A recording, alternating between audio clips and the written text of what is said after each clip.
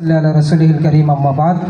শরীফপুর একতা সংগঠন কর্তৃক আয়োজিত আজকের মাদক বিরোধী সমাবেশের সম্মানিত প্রধান অতিথি, মাননীয় সভাপতি, উপস্থিত প্রশাসনের ঊর্ধ্বতন কর্মকর্তাবৃন্দ এবং অত্র এলাকার গণ্যমান্য ব্যক্তিবর্গ, সবাইকে আসসালামু আলাইকুম।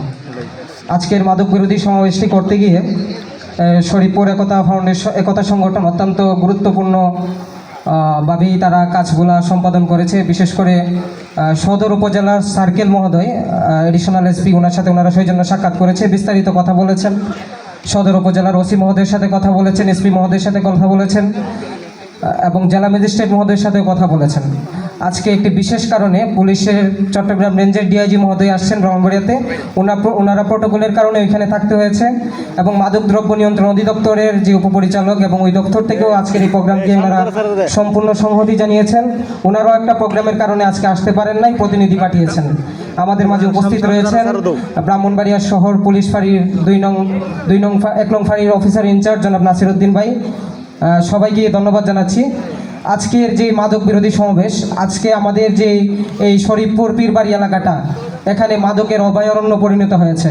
আমরা বিভিন্নভাবে সংবাদ পাচ্ছি এখানের আশেপাশের অনেক মাদক ব্যবসায়ীরা আছে, ইয়াবা ব্যবসায়ীরা আছে, তাদেরকে আমরা কঠিন হস্তে প্রতিহত করবো ইনশাল্লাহ। প্রশাসনের সাথে সমন্বয় করে আমরা ঐক্যবদ্ধ সদর ব্রাহ্মণবাড়িয়া আছি, শরীফপুর একতা সংগঠন আছে, মাদক মুক্ত ব্রাহ্মণবাড়িয়া চাই আছে, সকল রাজনৈতিক সংগঠন বর্তমানে যারা ফেসিবাদ বিরোধী সরকারে যারা আছেন, বিএনপি সরকার এবং জামাত ইসলামী যারাই আছেন, সবাই মাদকের বিরুদ্ধে জিরো টলারেন্স। এবং স্বরাষ্ট্রমন্ত্রী মহোদয়ও বলেছেন যে মাদকের বিরুদ্ধে বর্তমান সরকারও এবং আমাদের যে মাননীয় সংসদ সদস্য আছে উনিও কিন্তু সংসদের মধ্যে মাদক নিয়ে কথা বলেছেন। সুতরাং আমরা স্পষ্ট ভাষায় বলতে চাই, যারা এই শহরের মধ্যে মাদক নিয়ে নৈরাজ্য করবে তাদেরকে আমরা প্রতিহত করবো ইনশাল্লাহ। প্রশাসন সেই ব্যাপারে সর্বোচ্চ ভূমিকা পালন করতে হবে। আবার মাদক যারা কারবারি করে তারা দলীয় পরিচয় আর চলতে পারবে না। ব্রাহ্মণবাড়িয়াতে আর কোনো মাদকদেরকে আমরা ঠাঁই দেবো না ইনশাল্লাহ। এবার একটি স্বচ্ছ মাদক মুক্ত ব্রাহ্মণবাড়িয়া দেখতে চাই, যেখানে আর পুলিশ প্রশাসন মাদক ব্যবসায়ীদের সাথে টাকার লেনদেন করে তাদেরকে ছেড়ে দিবে না, কোর্ট থেকে তাদেরকে জামিনের জন্য দৌড়ঝাঁপ করবে না। সেই আমরা পরিবেশ নিশ্চিত করবো ইনশাল্লাহ।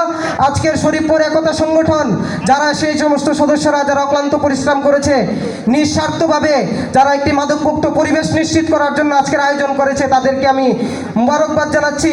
এবং প্রশাসনের কর্মকর্তারা যারা রয়েছেন, বিশেষ করে আমাদের ফাঁড়ির ইনচার্জ, উনি অত্র এলাকার দায়িত্বে রয়েছেন, উনি যদি এ ব্যাপারে সুচার ভূমিকা পালন করেন এবং ঊর্ধ্বতন মহল যদি সেখানে তাদের একবারে নীতিতে অটল থাকে, ইনশাল্লাহ আমাদের জেলাতে এবং অত্র অঞ্চলে মাদক প্রবেশ করতে পারবে না ইনশাল্লাহ। এ বলে আমি আমার বক্তব্য শেষ করছি। নাসরুম মিনাল্লাহি ওয়া ফাতহুন করিম।